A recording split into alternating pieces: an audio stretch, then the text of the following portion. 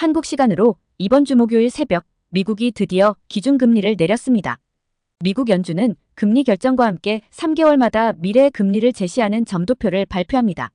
올해 연말까지 기준금리를 4.25%에서 4.5%로 0.5%를 추가로 금리 인하한다고 예고하고 있으며 2025년도는 100bp를 인하하는 3.25%에서 3.5%의 기준금리를 제시하고 있습니다. 마지막 예측인 26년도는 금리를 추가로 0.5% 더 내려서 기준금리를 2.75%에서 3%로 만든다고 연준 위원들이 가장 많은 점을 찍었습니다. 아무리 연준 위원들이라고 해도 26년도는 너무 먼 미래의 예측이기 때문에 틀릴 가능성이 상당히 높지만 이번 9월의 점도표에서는 올해 연말과 내년까지의 기준금리는 주의 깊게 살펴봐야 합니다. 미국 국채 중에서 만기가 2년인 2년 국채금리는 연준 점도표의 예측대로 3.5%대를 형성하고 있습니다. 채권 시장은 이미 점도표가 나오기 전부터 내년 연말쯤에 기준금리를 3.5% 수준이 될 거라고 프라이싱하고 있던 것이죠. 2025년 말쯤이나 26년도 초쯤에 기준금리가 3% 후반을 유지할 것이라고 예측하는 것은 현재로선 큰 무리는 없어 보입니다. 지금보다 금리가 100bp 정도 더 내려간다면 과연 그 이후의 시나리오도 그런 인하 추세를 계속 반영할지는 생각해봐야 합니다. 2000년 이후의 금리 인하 추세는 보는 것처럼 한번 내리기 시작하면 엄청나게 큰 폭으로 금리를 내렸다는 것입니다. 2000년 이후의 나스닥 지수는 닷컴 주식들의 붕괴로 주가가 무려 80%나 하락했습니다. 2008년도는 글로벌 금융위기가 일어났고 2020년도는 전염병으로 전 세계 팬데믹 위기가 있었죠.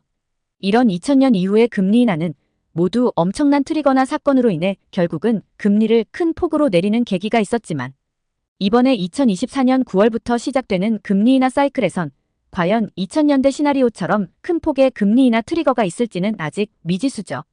금리가 3%대까지 떨어지는 것은 무리가 없어 보이지만 그 이후부터는 2000년대 모델을 따르지 않을 수도 있다고 보는 이유는 70년대의 금리 인하와 90년대의 금리 인하는 2000년대와는 다르게 흘러갔다는 것이죠. 70년대 초의 금리 인상은 당시 기준금리를 13%까지 올린 다음에 금리를 다시 내렸지만 당시 미국은 금리를 5% 초반까지 내린 다음에 다시 금리를 올리기 시작해서 1980년에는 금리를 20%로 올렸습니다. 물가 상승이 둔화되는 조짐이 보이자 금리를 내리면서 안심했더니 고물가에 망령이 되살아나면서 금리를 다시 올렸던 것입니다. 당시 간신히 물가가 잡혀가나 했던 미국은 결국은 물가 안정에 실패하고 이후에는 이를 잠재우기 위해 더 큰 폭의 금리를 인상했죠. 저런 70년대의 교훈을 통해 CPI가 재점화된다면 금리를 2%대까지 내린다는 연준 점도표는 언제든지 수정될 수 있다는 거죠. 그동안 금리 인하에 부정적인 사람들은 연준은 저런 70년대의 실수를 되풀이하지 않을 거란 추측이 있었기 때문에 물가를 더 완벽하게 제압하기 위해 고금리를 더 장기간 유지할 것이라고 전망했던 것입니다.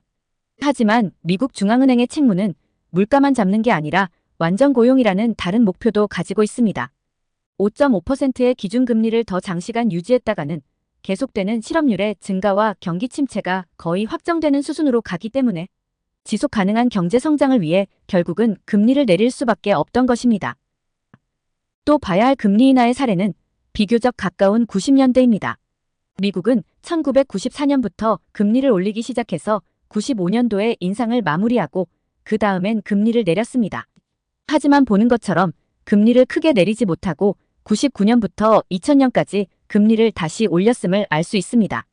90년대 후반은 미국이 강력한 경제 성장을 여전히 유지하던 때입니다. 그러면서 닷컴 주식들의 열풍이 결국은 버블을 형성해 갔으며 나스닥 지수가 5000포인트를 찍기도 했습니다.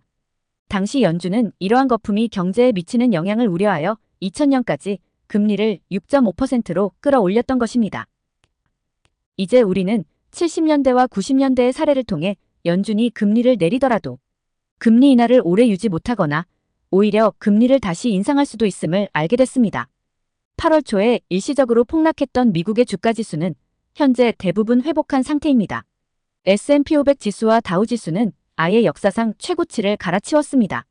그러니까 미국 증시는 여전히 성장 중이란 거죠. 현재 나스닥 100 지수는 19,600포인트 정도입니다. 나스닥 100 지수마저 전고점인 21,000포인트를 돌파하고 역사상 최고치를 갈아치운다면 1990년대 말의 금리 인상도 염두에 둬야 한다는 것이죠. 그렇기 때문에 파월 의장이 이번 기자회견에서 금리 인하를 멈출 수도 있고 다시 금리를 인상할 수도 있다.